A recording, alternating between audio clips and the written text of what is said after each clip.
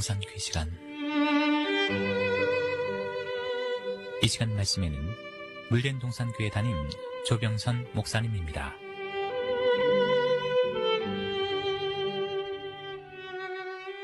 할렐루야, 물된 동산교회 조병선 목사입니다.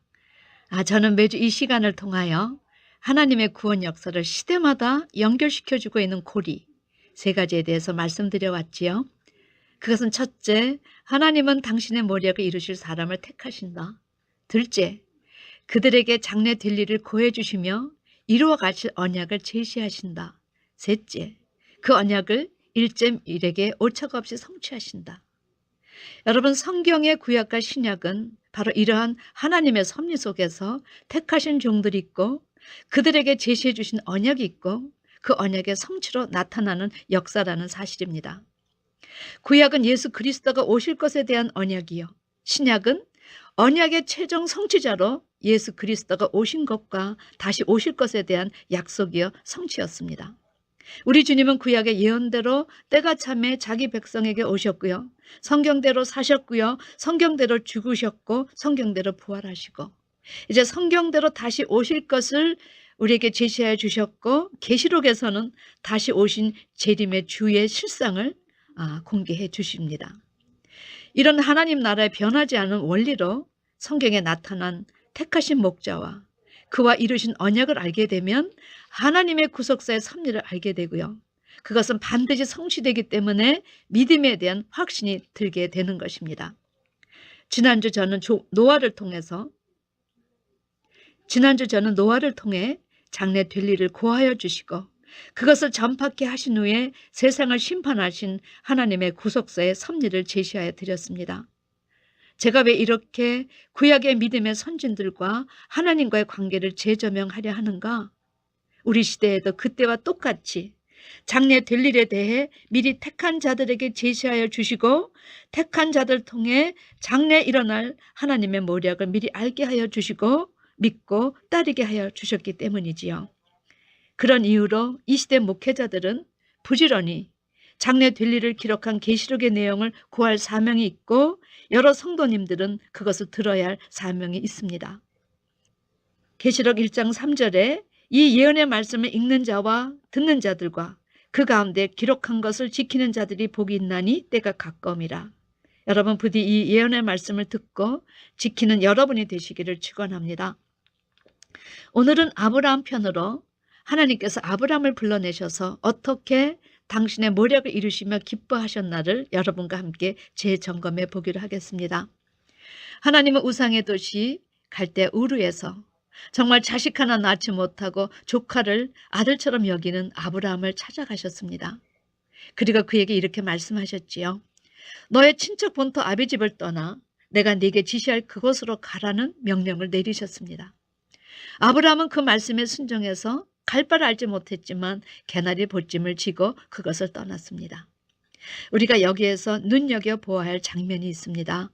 그것은 하나님께서 아브라함을 택하시고 그에게 어떤 장래일을 미리 구하여 주시며 당신의 기뻐하시는 모략을 이루셨을까 하는 것입니다. 하나님은 아들 하나 없이 늙어가고 있는 아브라함에게 나타나셔서 아주 큰 소리를 치셨습니다. 내가 너를 큰 민족을 이루게 하겠다. 내게 복을 주어 내 이름을 창대케 하리니 너는 복의 근원이 될지라. 여러분, 아들 하나 낳지 못하고 늙어가는 아브라함에게 찾아오셔서 아들 하나 주신다는 말씀도 항공무지로서인데 내가 너로 큰 민족을 이루어 내 이름을 창대케 해주시겠다. 여러분, 이 하나님의 전지하신 능력을 보시기 바랍니다. 도대체 민족이라는 것이 하루아침에 생겨날 수 있는 것입니까? 하나님은 감히 바랄 수 없는 것을, 감히 믿을 수 없는 그런 말씀을 언약으로 주셨습니다. 그뿐이 아니지요. 너를 축복하는 자에게는 내가 복을 내리고 너를 저주하는 자에게는 내가 저주하리니 땅의 모든 족속이 너를 인하여 복을 얻을 것임이니라. 여러분, 이 둘째 내용도 보십시오. 너를 축복해 주시겠다도 황송무지로서인데 아브라함 너 자체를 아주 축복의 근원으로 만들어 주시겠다는 것입니다. 여러분, 이 축복의 근원이 된다는 것은 축복의 근원이 된 사람을 따르면 따랐다는 것에서 그 사람을 칭찬하면 칭찬했다는 것에서 함께 축복을 받고요. 하나님께서 세운 자를 함부로 비방해? 그러면 비방했다는 것 자체로 하나님이 괘씸죄로 다루시겠다 하신 것입니다. 이 이야기는 이제 아브라함을 믿음의 조상으로 세우시고 그 후손이 받을 복에 대해 예언하여 주신 것입니다. 여러분, 천상천하에 이런 예언을 주시고 그것을 이루시고 경영하실 분은 하나님 한 분이심을 믿으십니까? 여러분은 아브라함에게 나타나셔서 이렇게 감히 상상조차 할 수 없는, 생각조차 할 수 없는 일을 당신이 뜻하시고 구해주시는 이 하나님만의 방식을 어떻게 생각하시는지요? 저는 영이신 하나님께서 하나님만이 말씀하실 수 있고 하나님만이 이루실 수 있는 내용을 아브라함에게 구해주신 것은 하나님께서 아브라함에게 전지하시고 전능하신 하나님으로 나타나셔서 그와 함께 모략을 이루시기를 원하셨기 때문이라고 봅니다. 그런데 이렇게 인간의 차원으로 하나님의 차원을 믿고 바랄 수 있는 사람은 시대적으로 아주 적었지요. 하나님께서 아브라함의 믿음을 의로 여기셨다는 것은 바로 이런 인간의 차원으로는 믿을 수 없지만 하나님께서 제시하셨기 때문에 믿으려 하는 그 마음을 귀하게 보신 게 아닌가 생각을 합니다. 이런 이유로 하나님은 당신의 전지하신 능력으로 바랄 수 없고 믿을 수 없는 일을 제시하셨을 때 그것을 믿고 따르는 자들을 찾는 것을 기뻐하시고 그 사람을 부르시고 택하셔서 당신의 모략을 이루시기 때문에 로마서 11장 29절에 사도 바울은 하나님의 부르심에는 후회하심이 없다 이렇게 말씀하신 것입니다. 이 이후부터 하나님은 아브라함의 삶에 깊숙이 개입하셨습니다. 하나님은 아브라함에게 수시로 나타나셔서 언약을 주시고 주신 언약을 하나하나 이루어 나가셨지요. 특히 창세기 15장의 헷불 언약은 아브라함하고 맺으신 언약이지만 현재 믿음의 후손인 우리들까지 유효한 언약이었습니다. 이 언약에서 하나님은 이제 자기 고향을 막 떠나 나온 나그네인 그에게 하나님이 아니시면 결코 주실 수 없는 땅과 자손을 약속하여 주셨습니다. 우리 창세기 15장 13절에서 16절 말씀, 너는 정령이 알라. 내 자손이 이방에서 계기되어 그들을 섬기겠고 그들은 400년 동안 내 자손을 괴롭게 하리니 아직 아들을 주시지도 않은 상태에서 내 자손이 이방에서 계기되어 그들을 섬기겠고 내 자손들이 이방인에게 400여 년 괴롭힘을 당하다가 하나님은 구체적으로 장래될 일을 세밀하게 말씀해 주셨습니다. 14절, 그 섬기는 나라를 내가 징치할지며 그 후에 내 자손이 큰 재물을 이끌고 나오리라. 너는 장수하다가 평안히 조상에게로 돌아가 장사될 것이요 내 자손은 4대 만에 이 땅으로 돌아오리니. 하나님은 아브라함의 자손이 4대 만에 큰 재물을 이끌고 이 땅으로 돌아올 것을 정확하게 4대라는 이런 단어를 주시면서 이 땅으로 돌아올 것을 세세하게 제시하여 주셨습니다. 이런 이유로 아브라함은 졸지에 장래 자신을 통해 일어날 나라와 땅과 후손에 대해 미리 아는 선지자가 되었습니다. 이렇게 성경에서 제시하는 선지자는 자기가 선지자가 되려 해서 자기에게 어떤 선지자적인 능력이 있어서 되는 것이 아니라 어느 날 하나님께서 부르시고 택하여 주신 후에 장래 될 일을 미리 구해 주시면 선지자가 되는 것입니다. 그런데 여러분, 아브라함이 자기가 선지자라는 사실이 스스로 믿어졌겠습니까? 아마 아주 많이 의아했고 혼동이 왔을 것입니다. 그런데 하나님께서 친히 아브라함을 선지자라 증거하시는 이런 믿기지 않은 사건이 아브라함에게 일어난 것입니다.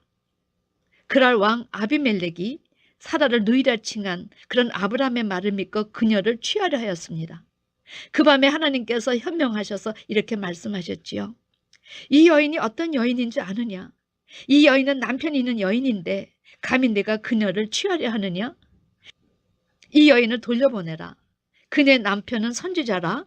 그가 너를 위하여 기도하리니 내가 살려니와 내가 돌려보내지 않으면 너와 네게 속한 자가 다 죽을 줄 알라. 하나님은 아비멜렉에게 죄가 없는 줄 아셨습니다. 그럼에도 불구하고 아비멜렉의 집 모든 태를 닫히게 하여 주셨습니다. 그리고 아브라함이 기도해서 아비멜렉의 집의 태가 열린 것처럼 그렇게 뒤처리를 해주셨지요.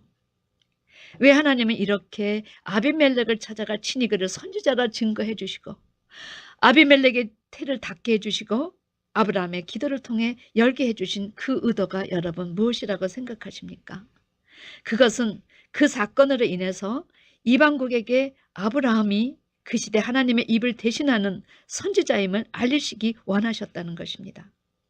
하나님은 장래 아브라함을 믿음의 조상으로 세우시고 아브라함으로 인하여 모든 사람이 복을 받게 하시려는 그런 뜻을 세우신 것입니다. 하나님은 소돔과 고모라를 심판하러 가시는 길에도 아브라함에게 들리셔서 이렇게 말씀하셨습니다. 나의 하려는 것을 아브라함에게 어찌 숨기겠느냐. 그러시면서 비밀을 제시하여 주셨는데 이렇게 하나님의 비밀을 아브라함에게 먼저 알리신 것은 하나님은 자기의 비밀을 그정 선지자들에게 미리 보이지 아니하시고는 어떤 일도 행하시지 않으시는 분이심을, 이것이 그 시대 택한 자에게 주시는 특권임을 분명하게 확인시켜 주시기 위해서였습니다.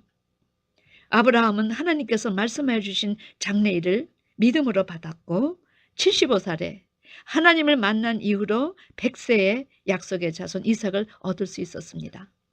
그리고 아브라함은 그 시대 선지자로서 구해주신 말씀을 후손 대대로 전하는 사명을 다하였습니다.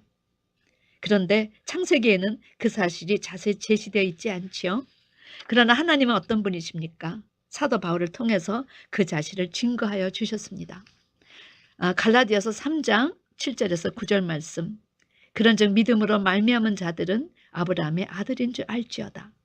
또 하나님이 이방을 믿음으로 말미암아 의로 정하실 것을 성경이 미리 알고 먼저 아브라함에게 복음을 전하되, 그러므로 믿음으로 말미암은 자는 믿음이 있는 아브라함과 함께 복을 받느니라.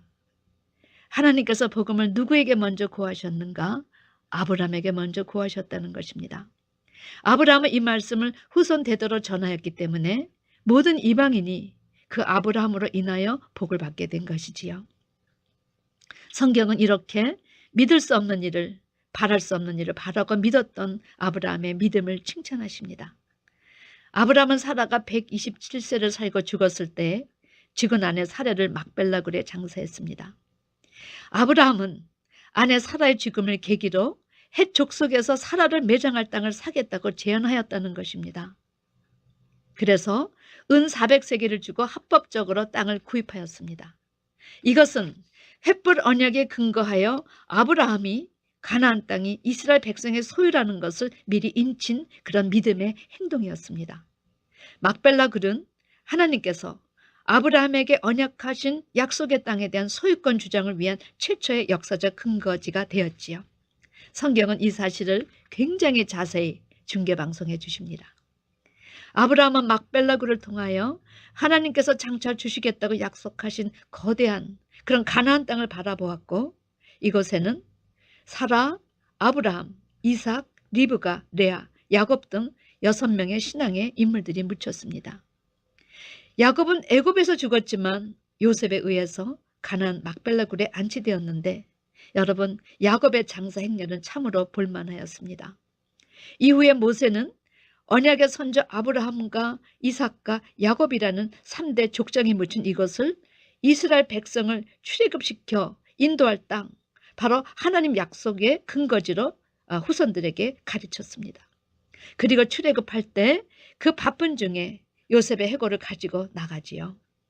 이렇게 막벨라 글은 옛 조상들이 묻혀있는 약속의 땅으로 이스라엘 백성을 출애굽시킬 수 있는 명분이 된 동시에 정말 약속대로 아브라함을 기점으로 이삭, 야곱, 요셉, 모세 이렇게 4대 만에 하나님의 말씀은 1.1에게 오차가 없이 가나안에 도착되는 그런 말씀으로 성취가 되었습니다.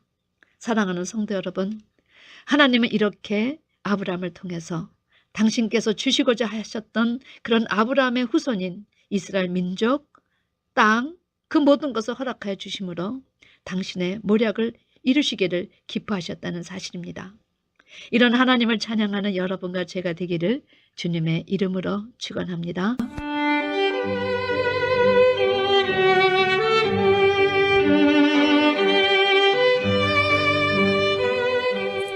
지금까지 말씀에 물된 동산교회 담임 조병선 목사님이었습니다.